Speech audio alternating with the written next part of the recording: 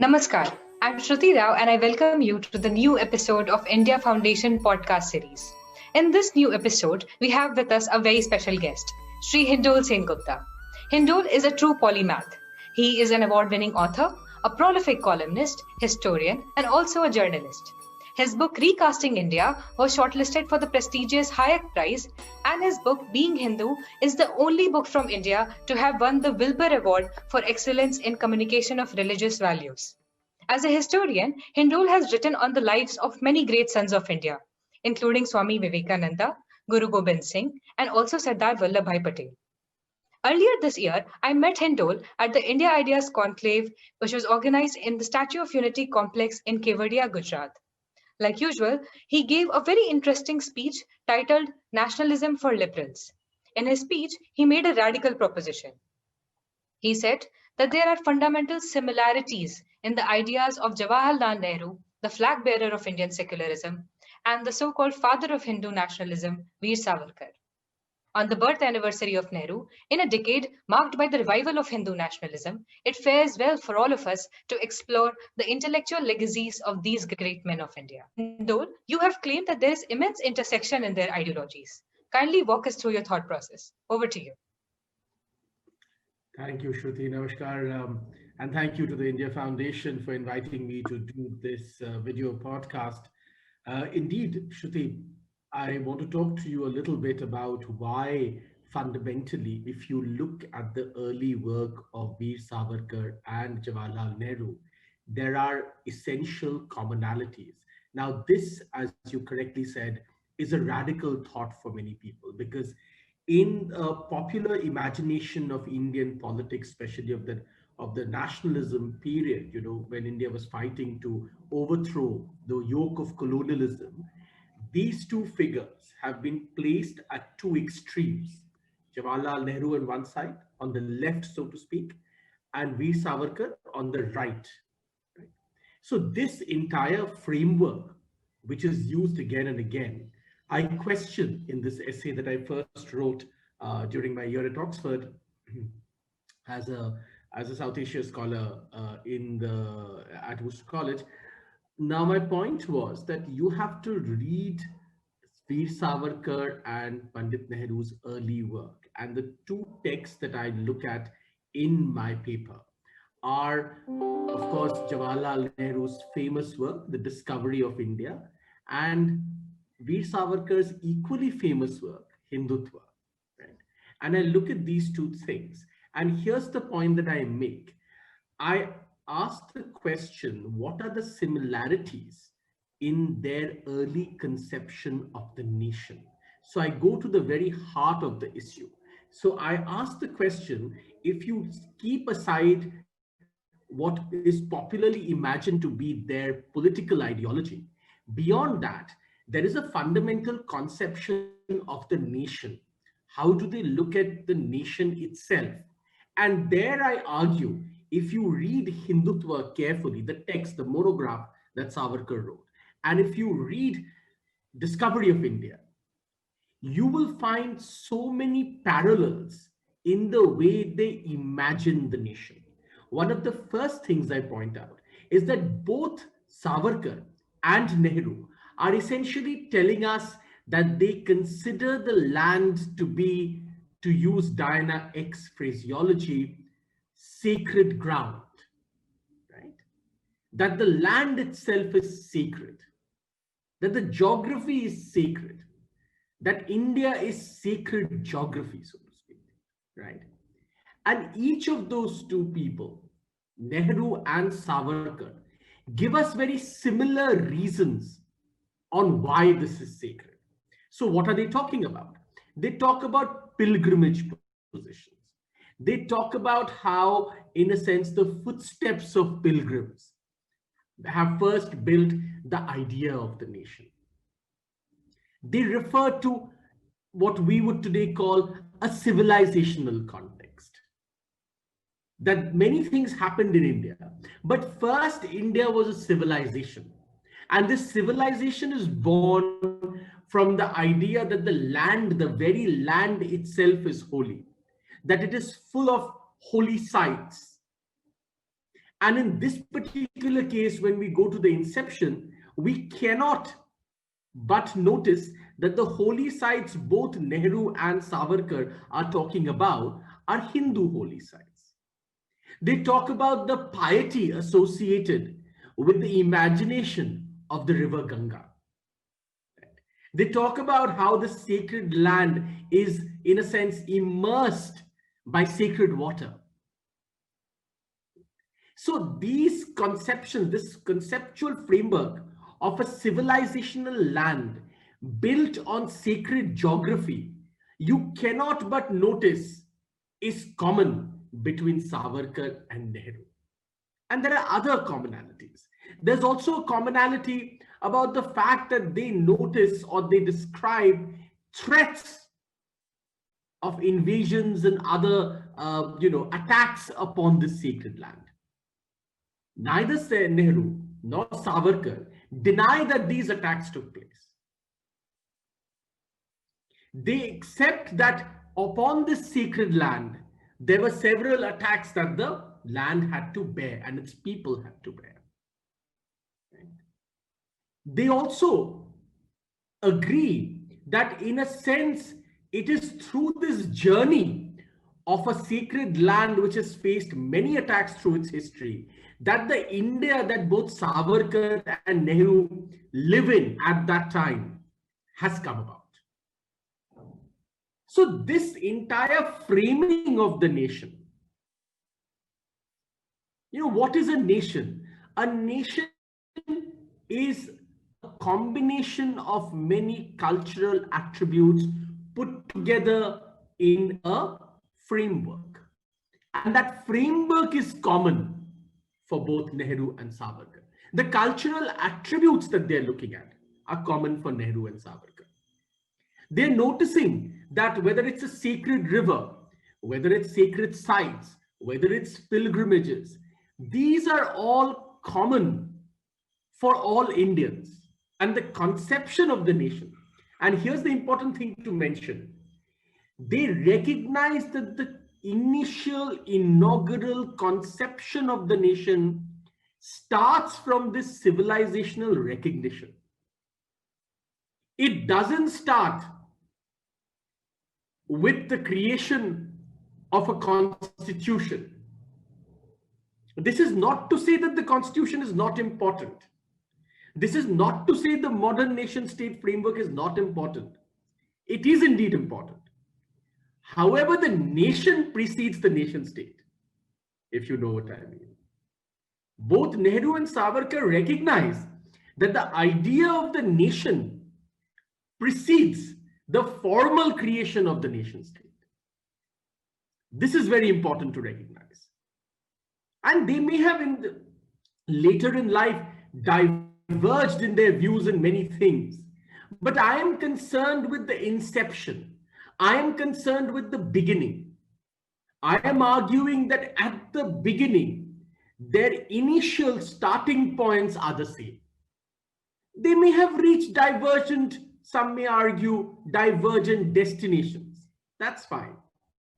But the initial conceptions are the same.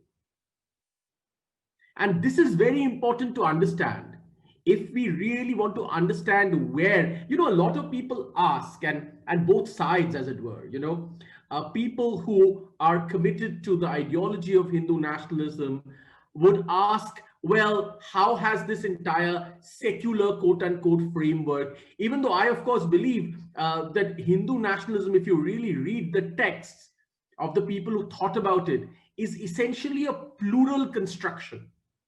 For instance, you look at Hindu nationalism's approach towards caste in many ways, right? It supersedes, in a sense, almost like a reform movement, it supersedes the idea of caste. But the point I'm trying to come to is that if you talk to many of the people who secular framework, how has that survived? And in the same way, the secularist would argue, how has Hindu nationalism at all survived? These are two competing or arguing points of views, right? And I am arguing that both strains in a sense has survived because some of the original people who thought about these things had such a common ground. And therefore, even if, extreme ideologues may want one strain or the other to, in a sense, disappear, that has never quite happened, because at the very inception, there is a commonality, and that commonality holds. So therefore, in a sense, what I'm suggesting, many people who read about Nehru would consider that this is, this is almost blasphemy, as it were. Equally, many people who are great adherents to Savarkar would say this is blasphemy. But actually, I think the learning of history teaches us that there's often greater commonality between supposed polar opposites than we, in our polemical conversation today, like to admit. That's my entire point. I'm sorry, that's another long answer to your short question, but I think it's important to set the framework right in the beginning. Hindul, you have raised many interesting points. I have many questions, but I'll start with two of them. First, unlike Gandhi, Savarkar, and Nehru both were avowed atheists, and yet they could not help but use religious motives in their conception of India as a nation. Why do you think this happened? Like, what are the reasons behind it? The second question is that in your description, it seems that Nehru and Savarkar would both fit very well into the ethno-symbolism school of nationalism rather than the modernist school. Yet, Nehru's cultural nationalism has been underplayed a lot in the public discourse. Atheism also, like everything else, is in polemic considered monochromatic, but it isn't. Atheism too is far more plural than we imagine it to be. Like religion is far more plural. There is no one kind of Hindu or one kind of Christian or one kind of Muslim and so on and so forth. There is no one kind of atheist. So there are people who might imagine the atheism to be a practice, but their conceptions of fundamental attributes and ideas, like the idea of a nation, might still, or they might still understand that can be derived from what you call ethno-symbolism, right? And that, in a sense, where does that come from?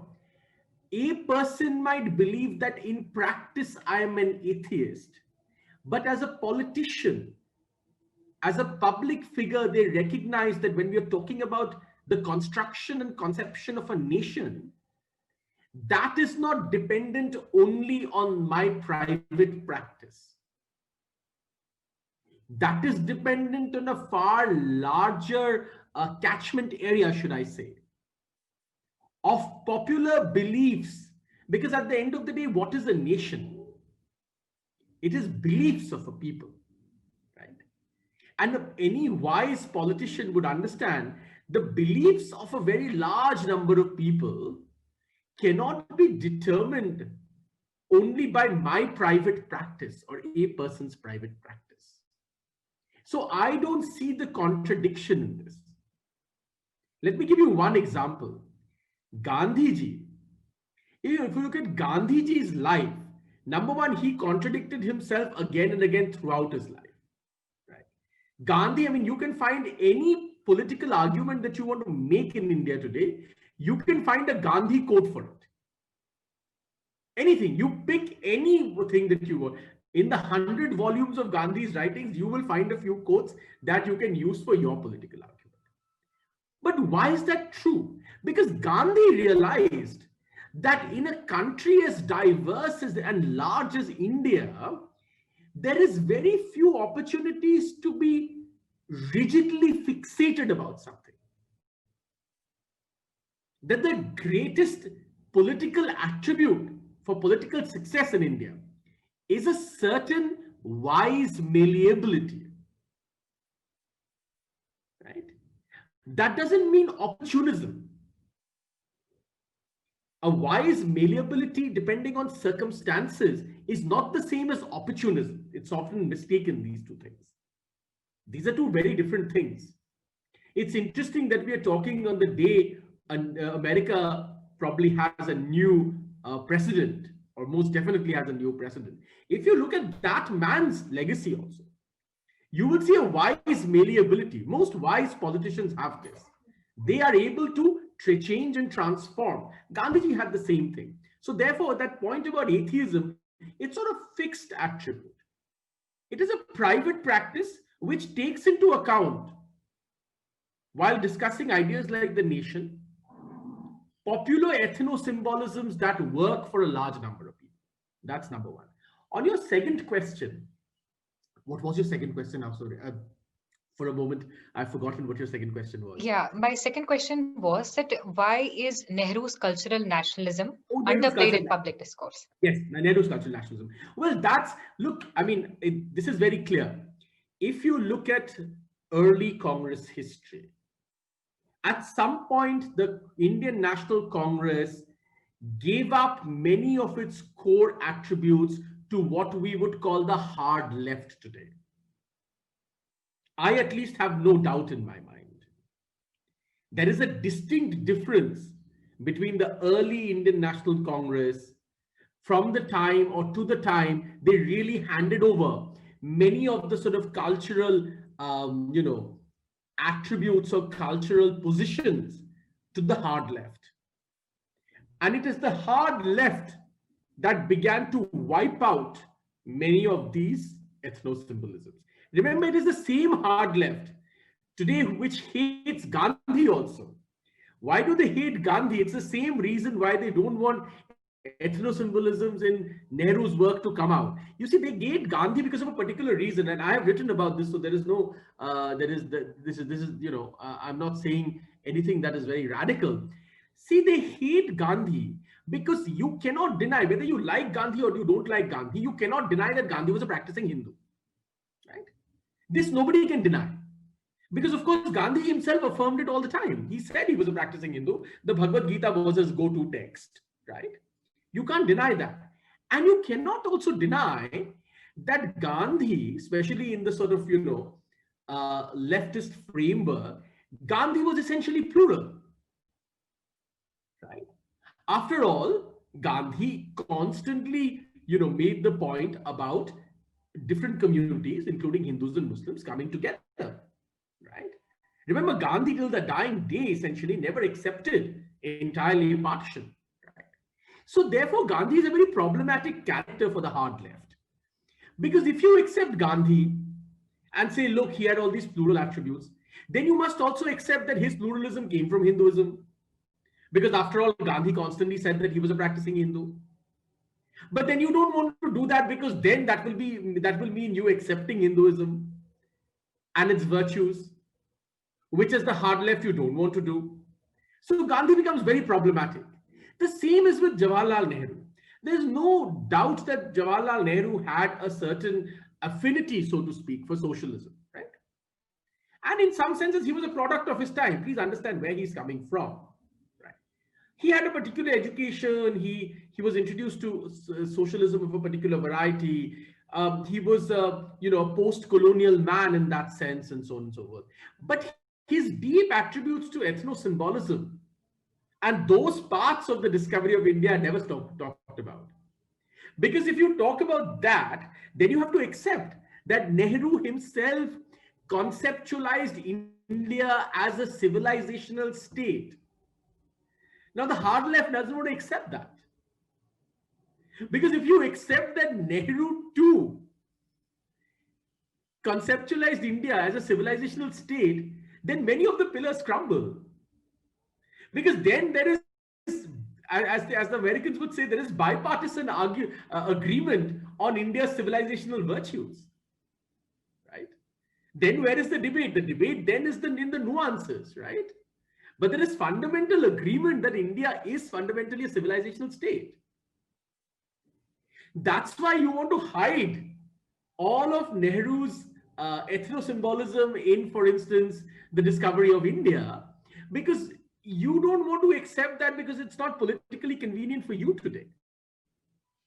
But look, this is my point, Shruti. Any serious reading of almost any serious politician of our, freedom struggle and afterwards, if you read them with care, you will rarely find any disagreement on this point, that India's attributes as a nation, far before it was constructed as a modern nation state, right, comes from its civilization.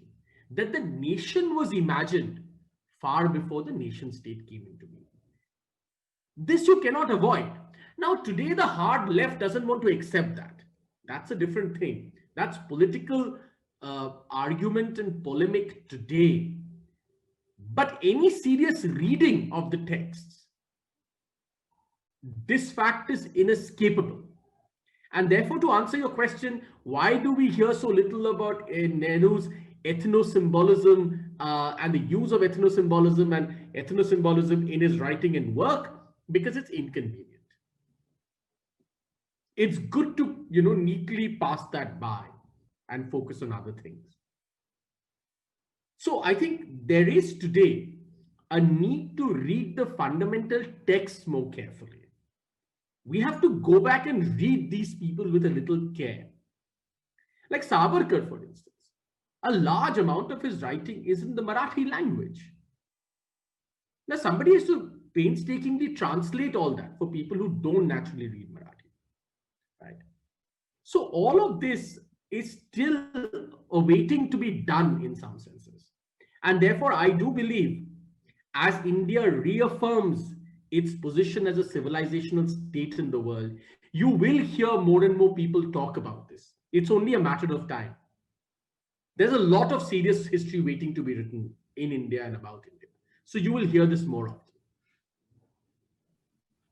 Hindol, you have emphasized on the reading of these fundamental texts. I would like to take it one step further. Let's contextualize this.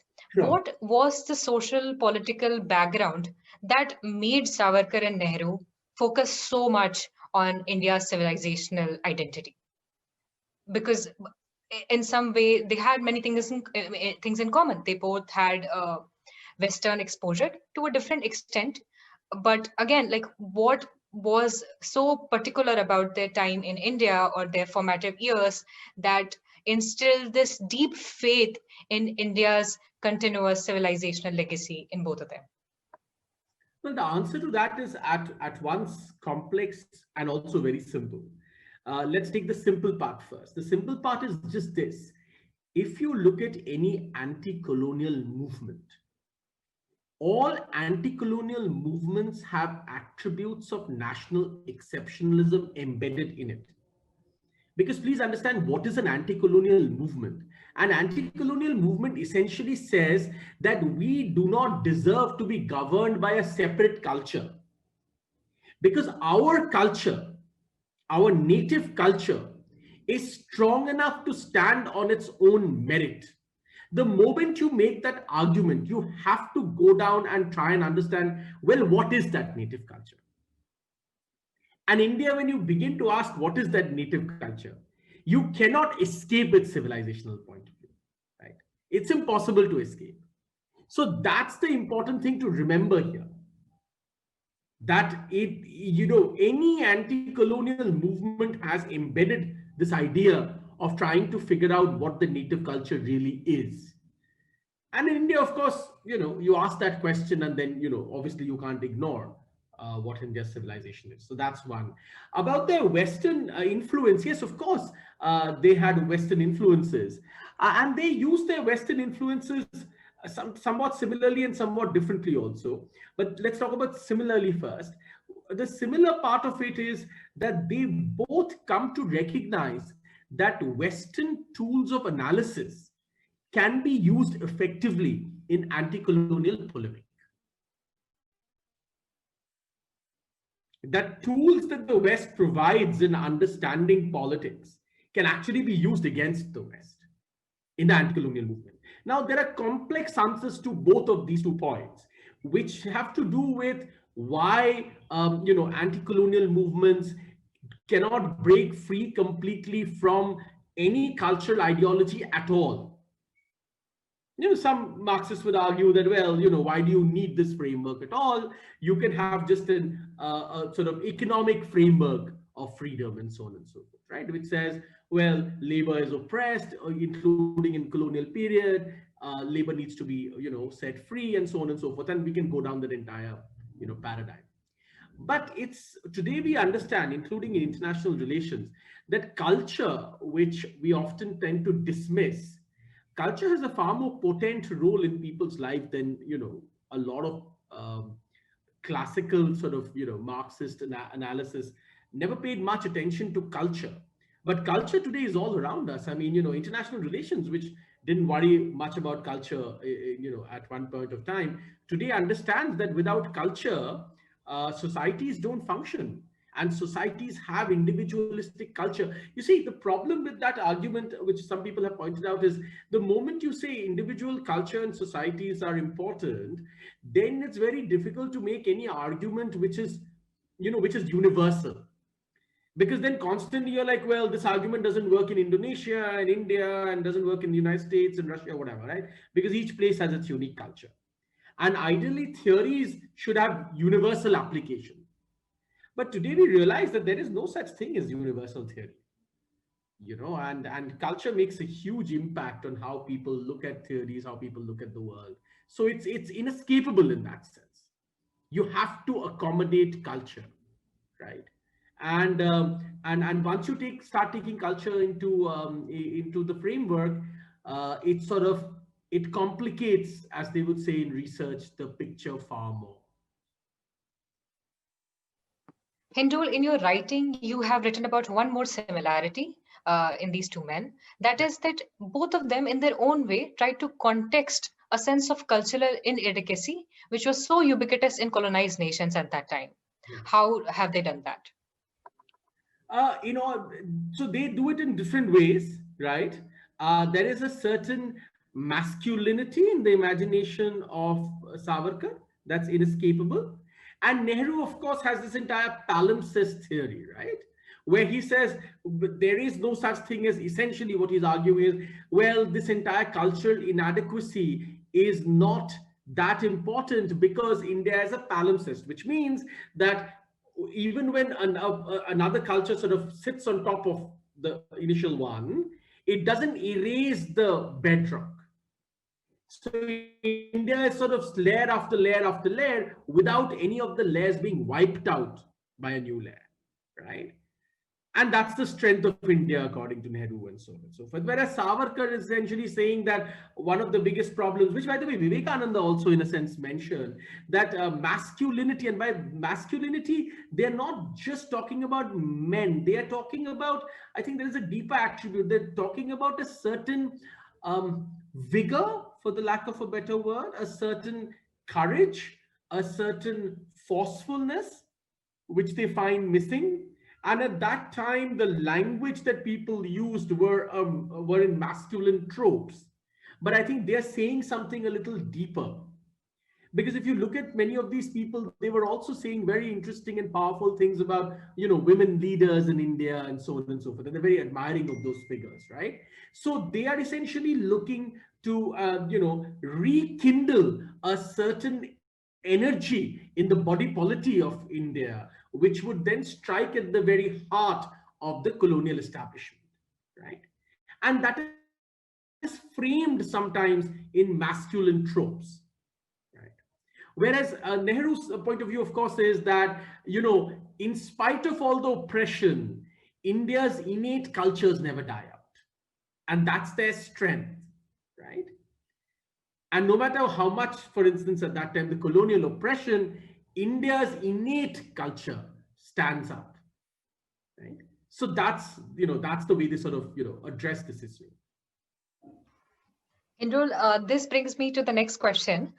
You have written that while Nehru's notion of nationhood was built upon this idea of coexistence, Savarkar's idea was based on assimilation. Now, this I would say, is one of the biggest debates in countries across the world. All the conflicts relating to multiculturalism and migration problems and all of that is happening because of these fundamental differences. How would you place their ideas in the contemporary debates? Yes. So that's you're absolutely right. This is exactly. I mean, that this is why this debate is still alive, right? And we haven't reached the end point of this history. We don't know yet what is the final answer, what final answer history would give us on this question, right? However, I think, like you say, Nehru's idea was a certain accommodated coexistence, should I say? And Savarkar's was a sort of vigorous assimilation, right? And we don't yet know, it's a debate that's alive with us even today. But we do know one thing, even though Nehru believed in this accommodative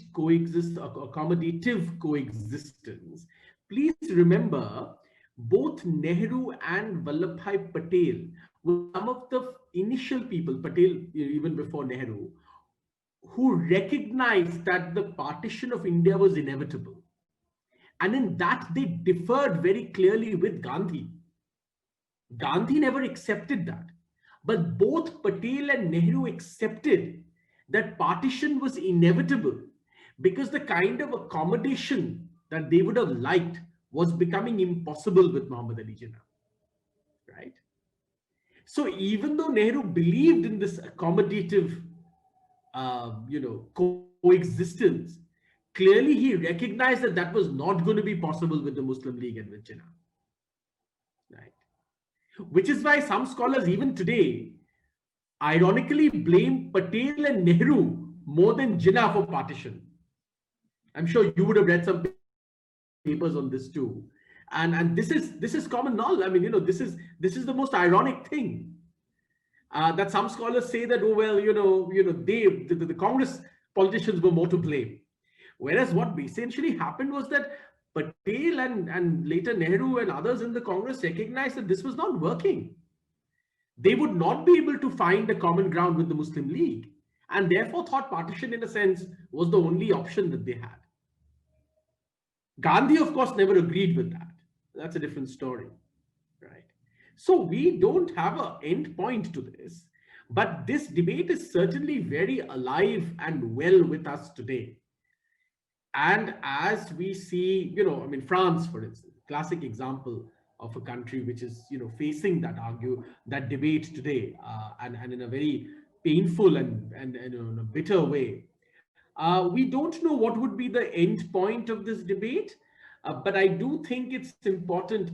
India's freedom struggle history is very important, not only for India, but for the whole world, because some of these questions were very deeply asked, if not entirely conclusively answered in that period by politicians who dealt with those issues at that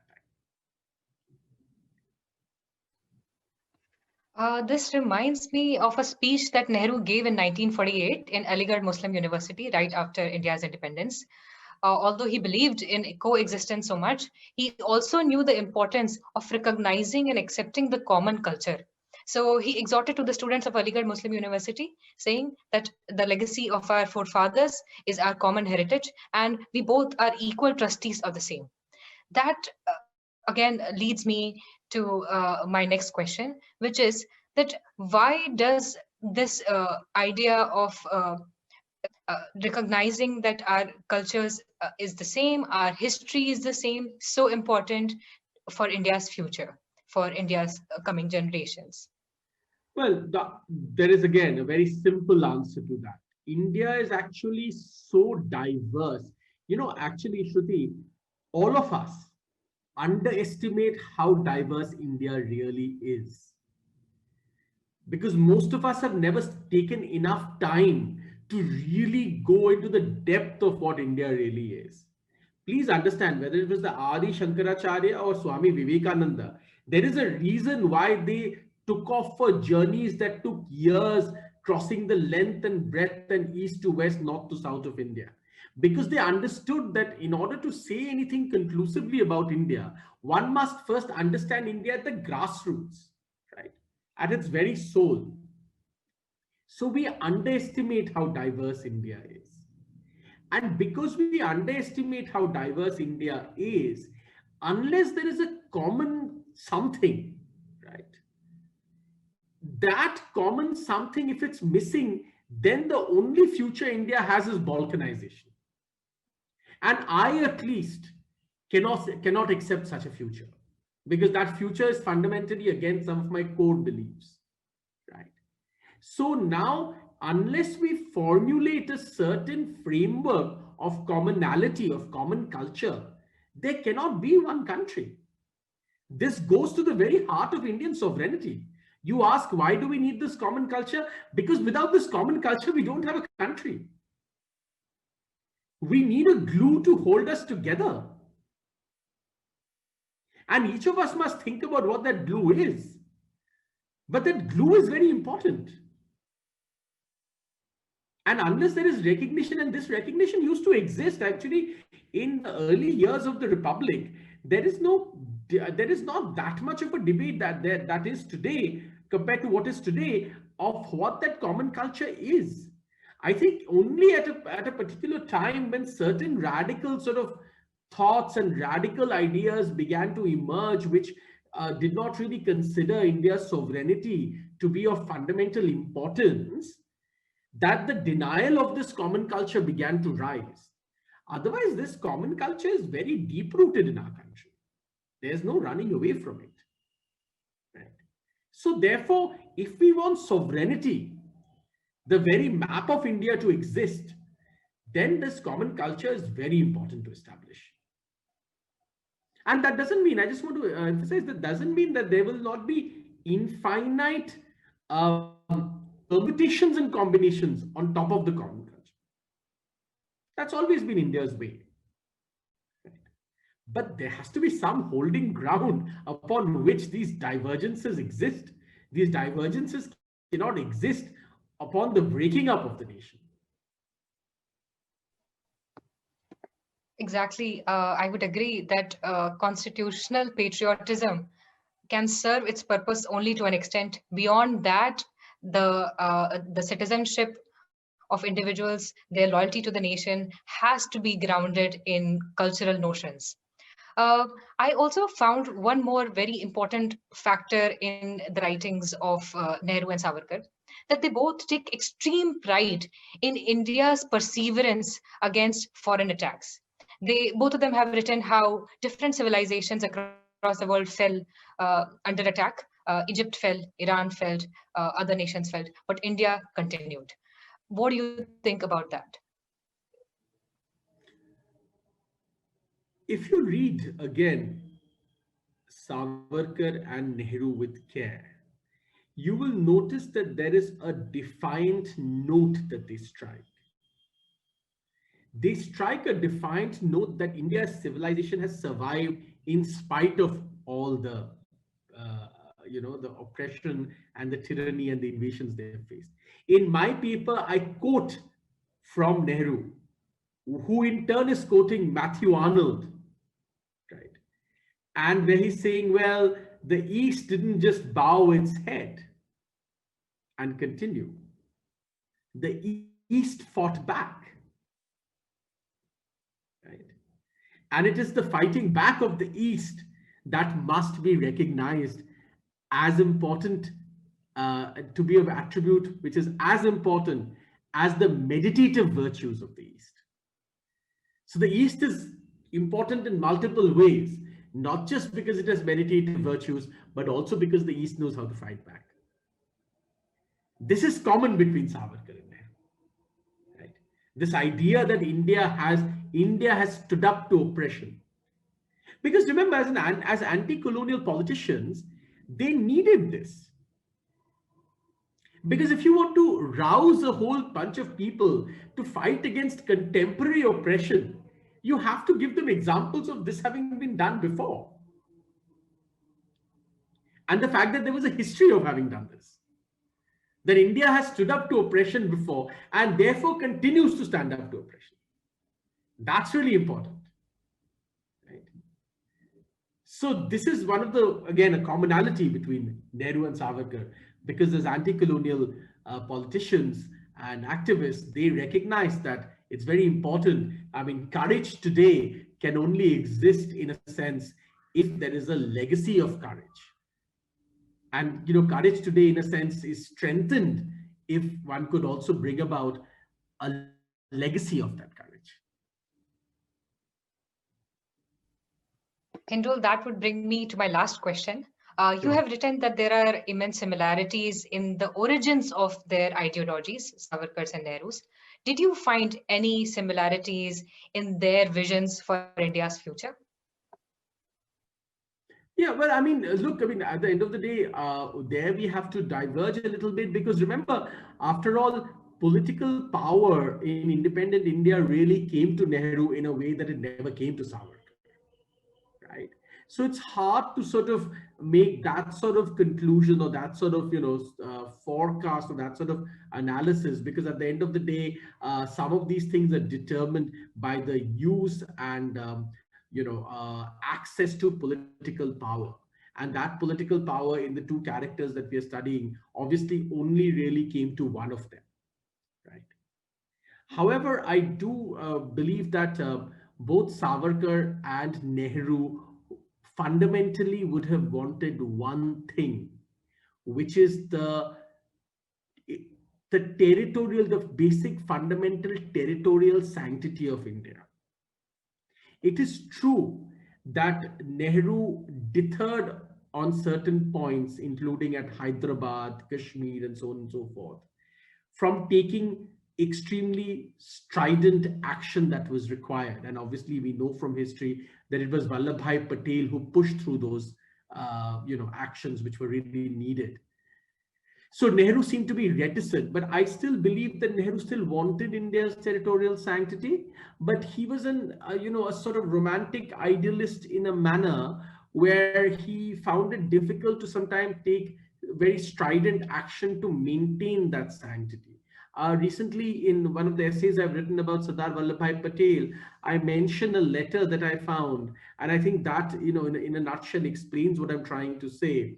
There, Nehru is Patel first is writing to Nehru, saying that the Prime Minister's office should not interfere in matters of the Home Ministry or the Interior Ministry, especially when the ministry, after taking into cognizance evidence, decides to throw a Chinese national out of the country because of suspicious activity.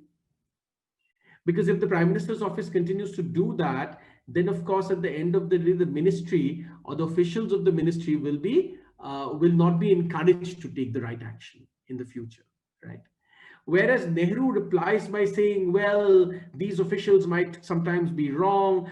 I know of this time when this school teacher, who was Chinese, who was being thrown out, but, the Chinese ambassador came and pleaded and cried to me. And the person also came and pleaded and cried to me. And I thought they were probably right. But, the ministry was so strident that they threw them out. So they have to be far more accommodative and so on and so forth. And we know that Nehru was wrong about this, because after all, 1962 happened, right?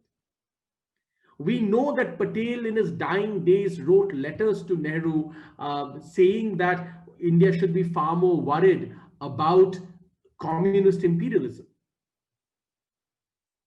These are all facts. I mean, we can't run away from these facts. So the point is that, some of these strident measures, perhaps Nehru deterred on. However, I do believe that broadly he also wanted India's territorial sanctity. Broadly. And Savarkar certainly wanted India's territorial sanctity. I think there is a certain match. Obviously, like I said, the how far they are willing to go to ensure that there could be a difference, and there could be some dithering in the Nehruvian perspective. But fundamentally, I think they would have wanted a free, independent, and territorially secure India. So might be some convergence there. Thank you so much, Hindol, for taking the time out and explaining in detail all your propositions. All that remains for me to say is we really hope that you come out with a book, and I'm sure that all your findings, all your research will deeply contribute to the public discourse on Indian nationalism. Thank Thank you you so very much. much. Thank you, Shruti, and thank you to the India Foundation for inviting me. Thank you for listening to this episode of the India Foundation podcast series. If you liked this episode, don't forget to like, share, and subscribe to our channel. Thank you.